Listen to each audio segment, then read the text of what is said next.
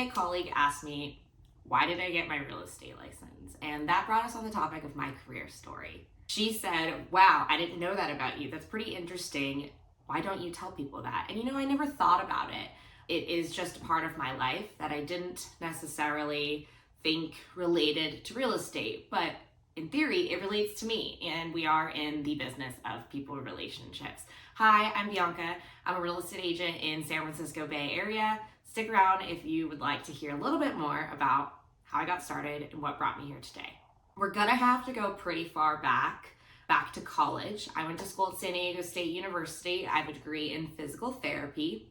While in school, I worked in the industry. So I worked in multiple clinics, hospitals, nursing homes, doing physical therapy, pre-physical therapy assistant.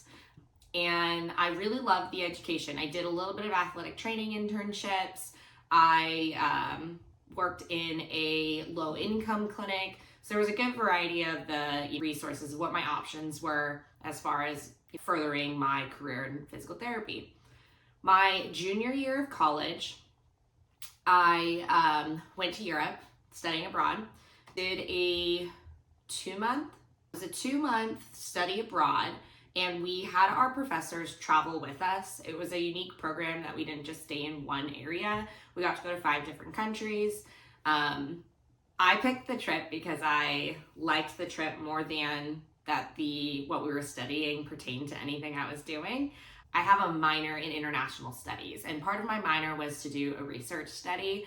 The trip was with the communications department, upper division communications courses, and while I was there, I essentially finished my thesis for my international studies minor while taking these courses. And so during this time, I started exploring my creative outlets a little bit more. My now husband, he worked in computer design and web hosting and that whole stuff. He had made me a website. And so when I got back from Europe, I was questioning my career choices. I was a little burnt out on just schooling in general and wasn't sure if going to get my doctorate was the right next step. Now, I was almost ready to graduate. I had, up until that point, done everything with the idea of getting my doctorate in physical therapy. I worked in the industry. I took all the credits, got great grades. I got all the letters of recommendations. I took the entrance exams.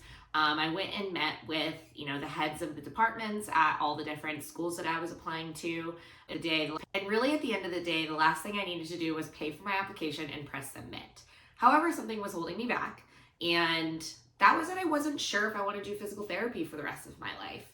At that point, going to get my doctorate in physical therapy meant that I was going to be a physical therapist.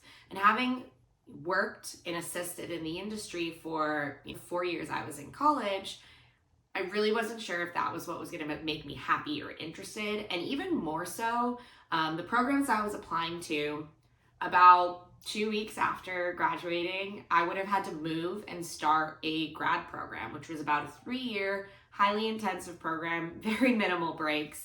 And I was ready to take a break, have some fun, and just not necessarily relax, but not necessarily be focused on studies. So I started diving into more creative outlets. My husband made me a website. This website was a fashion column called Just Ask Bee, and it was just my take and opinion on all things fashion and style and lifestyle. This wasn't a personal style blog. I didn't take pictures of myself. I really dove into the local community, San Diego, as well as a whole of the fashion world, and just shared my opinion on the fashion industry. I've always liked writing, and that really took me into going to events and networking in the fashion industry. I started having newer brands and newer companies, small label fashion brands, reach out to me to talk about their brand, to reach out to me to give my opinion and test out their products. And from there, I started getting invited to sets, meaning brands that were having photo shoots. They wanted my opinion on set. This is where I jumped into the world of fashion styling. I really didn't know this is, it wasn't planned. It just kind of snowballed into what it is. So I started going to sets, styling photo shoots, giving my opinion on how things should be put together, composition on set, and really talking through storyboarding and understanding the brand, what their vision is, and how we can relay that into photos. One day, I had a client that I had styled a couple times for already ask me about my photographer. Now, my husband, let's go back. My husband loves technology, and I had purchased a camera, a nice DSLR camera to take with me to Europe just because, hey, I'm going to Europe. I want to take some fun pictures. And he loved learning how to use that camera, really dove into just for fun, hobby, understanding manual usage of the digital camera. So he took a lot of my photos for my website. And remember, they weren't of me. I wasn't like the model in it. It was of other things, other people, products, things like that. And so I had a client ask me if my photographer was available that weekend and if we could produce a photo shoot. And of course, my response was absolutely. Now I have you, Anthony was not a professional photographer at the time. He was working for a digital ad agency in San Diego, and he just enjoyed using the camera for fun. So I went home and asked Anthony what he was doing that weekend, and I said I told them that he was a professional photographer, that we would produce a photo shoot that weekend. My roommate at the time was an accountant, but she's gorgeous, and so I was like, hey, how do you feel about modeling for us this weekend? We're going to produce this photo shoot. I told him Anthony's a photographer, I'd hire a model, and I'm going to style it. So we produced this photo shoot, and when I look at those photos now, it's humorous because you can tell how amateur it was. But at the time, it was really all that I knew. It was all the brand knew. And the brand was ecstatic on how it turned out. Anthony, figured out how to edit in Lightroom, and we both kind of looked at each other after that like, whoa, we could be doing this. I did forget a big important part. Before I graduated, and when I decided, hey, I'm not going to go to grad school, but I'm going to finish my degree, I got a job with a company called Pura Vida Bracelets, helping to create their Give Back collection. And I got connected with them. I went to school with the founders. And when I was a sophomore, I took an internship at a nonprofit that was connected to my sorority. And through that nonprofit, through that internship, I was primarily like a business intern. I did a lot of grant writing. I learned how to create Wikipedia pages, which was very intricate and interesting. And I did some fundraising. So one of those fundraisers was getting a bracelet created for them that we could sell, and a portion of those proceeds went back to the charity. Now, Pura Vida had maybe 2 or 3 bracelets that charities had approached them in the past to do that same thing. And they really wanted to take it to the next level. They wanted to have the initiative be on their side rather than the charity side. So we sat down, we chat, they offered me a position to come in and sort of create that department, create what it looks like, the liaison between the two, the promotions of the bracelets, the stories, all of that good stuff. I was still in college, so at that point I took a full-time job while finishing my degree in a field I knew at that point I was not going to go to grad school for. So my goal was to just graduate and finish, and I was really focused on working at that point. So plug that in. While I'm working at Pura Vida, that's when I'm writing on the side, going to events on the weekend, and producing that photo shoot was while I was still at Pura Vida. At that point, it had been about a year of being with Pura Vida when I started doing the styling on the side. Now, obviously, we just realized that we could do this. We had so much to learn. I wasn't ready to quit my job, but Anthony was. So at that point, he kind of dove full force into photography. That's a whole nother story that I'm sure we can get him to tell, but he dove right on in, learning the ins and outs to really call himself a professional photographer, which is pretty cool because that was the last time he ever worked for someone else. And to this day, he is still a professional photographer, which is all credited to me, I guess, the introduction. But it took me a little bit, a few months of working on both jobs to really make the jump of yes, I'm going to do this full time. I'm going to be a fashion stylist. Anthony and I are going to create our own company. So the 2 weeks notice that I provided was lined up with 2 weeks that my last day, the next day I was leaving for a 2-week trip to Europe. Anthony and I at that point had really started pushing our company, and we would create these test shoots, and everyone's doing it for free. We'd do a concept, find a model, borrow some clothing, put this concept together, and then I would email blast everything out to the scouring of emails that I found of the people that I wanted to work with, my ideal clients. And I essentially had this guerrilla marketing campaign of test shoot, email, within that email, showcasing the campaign, and do you want something similar? This is what we can do for you. And so at that point, travel really started being a big part of our lives. And for that vacation, we were able to collaborate with 4 or 5 different companies that provided us their products, and we produced photo shoots while we were in Europe. And it kind of paid for our trip, which was awesome. And fun at the same time. So that was really unique, being able to kind of create those storylines abroad, find models, plan it throughout our travels, because we were also with my brother, my parents were there. So how do we work into our fun life? That took off. At the end of the day, I did fashion styling and creative direction purely full-time with Anthony for the next 5 years. At which point our business was running pretty smoothly. We had a couple assistants to work with us, and I was provided an opportunity to jump into corporate retail. At that point, I was obviously all self-taught in the fashion industry. Everything was trial and error. You learn from diving into information, talking to people, and just kind of figuring it out. And the brand that had provided me this opportunity, I really admired. And it was at a time where I could step away from the day-to-day of the company. I had assistants that could be on set for me, and really my job was the storyboarding. So I worked a lot. I took a full-time job in corporate retail as a brand manager for a retail company in San Diego, while at the same time still doing fashion styling, creative direction. I did all the storyboarding, helped the hiring, the styling, and then I would have my assistant be on set to ensure that it's being carried out well. Anthony at that point was pretty good at maintaining it as well. And there were sometimes on my days off, because it wasn't your normal Monday through Friday job.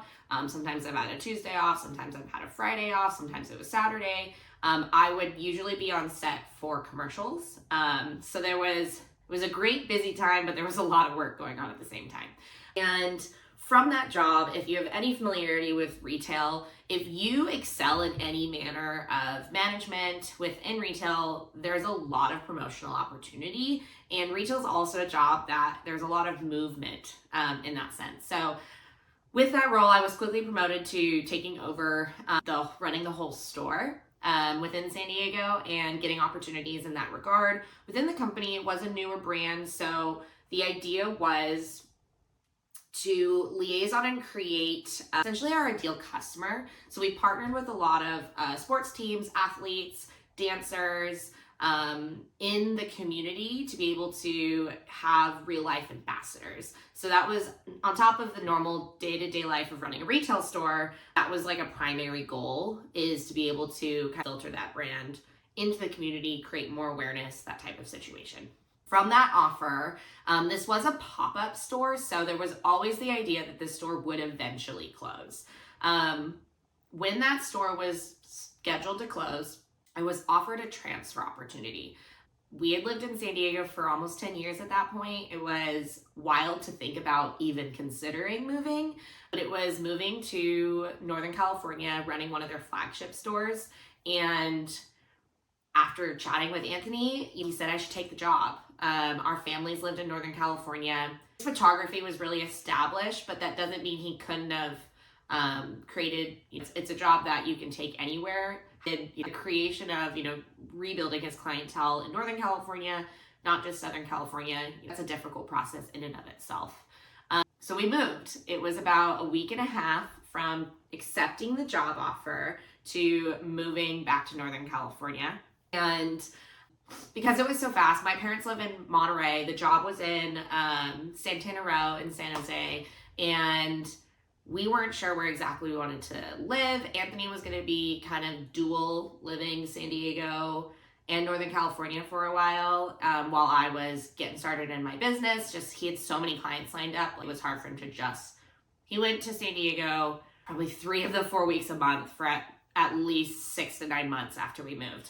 And so we moved into my parents' house in the backyard. And, in your late 20s, that's not really where you expect it, but it was super convenient in that it's just about an hour and a half drive from my parents' house. I could get to work, come back, and it was, free living. Things don't always work out. So 3 months into this new role with this company, they decided to close without notice. They were an international brand, and they pulled out of all international operations and just went back to Canada. And so I essentially woke up in the morning with a job, and by noon was driving back to Monterey and having to have fired all of my employees, called all of my, ambassadors, and dropped the key off in FedEx and walked away. And that was a big, we had moved to Northern California for my job, and now I didn't have a job. And so we were actually looking to move up to San Jose area too at that point. And I called my parents. I was like, well, I said I was moving, but I just lost my job. So we might not be moving out of the house anytime soon. It didn't take too long to get another job. I very quickly got recruited by Cole Haan. However, it was local. It was in Carmel. And so we really weren't moving because we were living in Monterey. I was working in Carmel.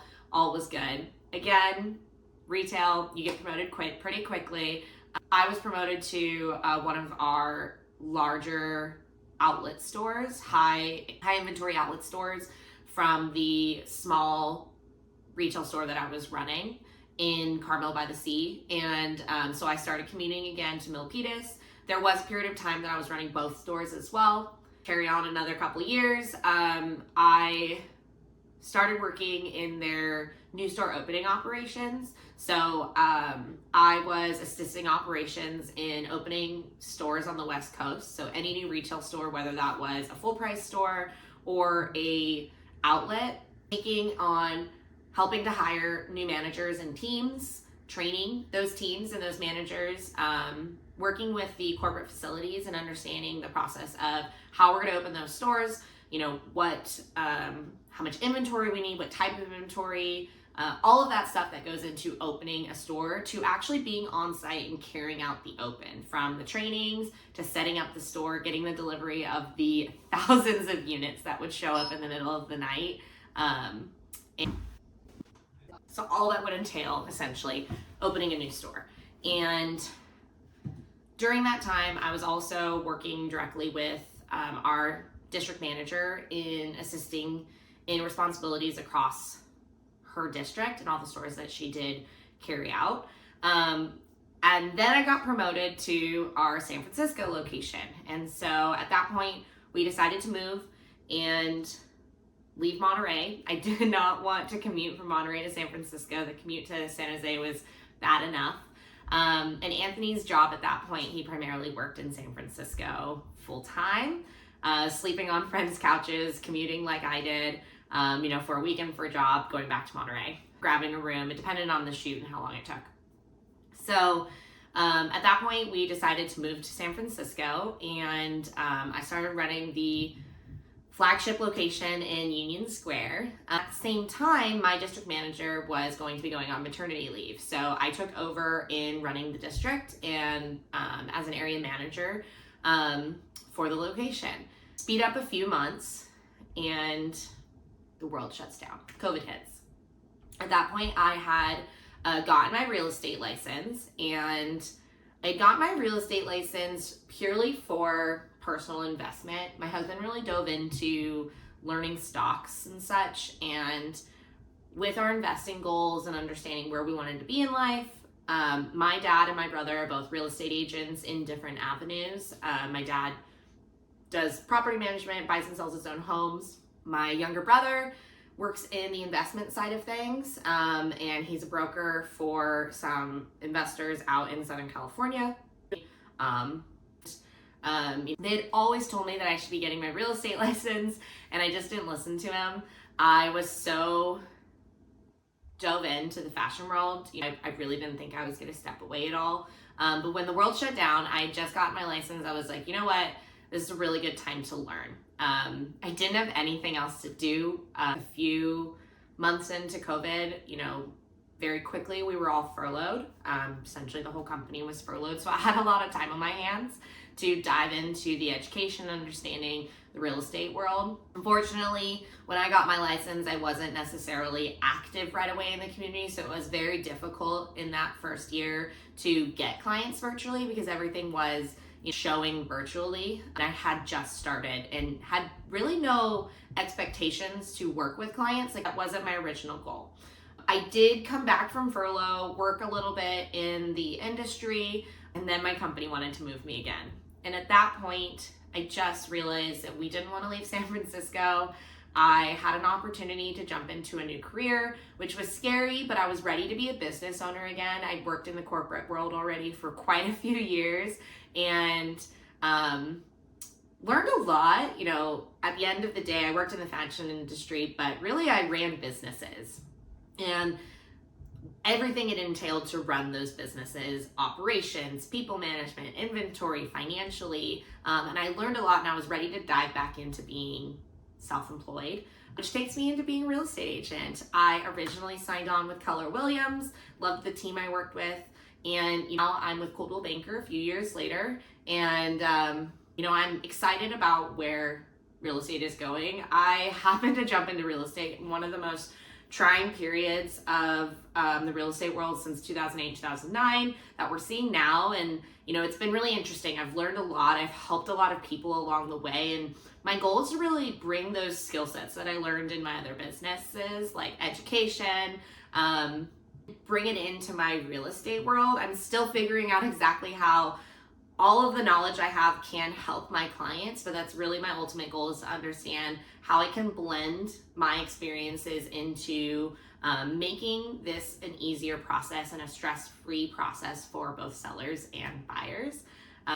Anyways, if you are interested in hearing a little bit more, diving into anything that I've talked about, my career story, I'd love to chat. Feel free to reach out, whether it is to talk about my past careers, understanding where I came from, ask me questions. If you want to buy or sell in the area, or if you have questions outside of the Bay Area when it comes to real estate, I am an open book.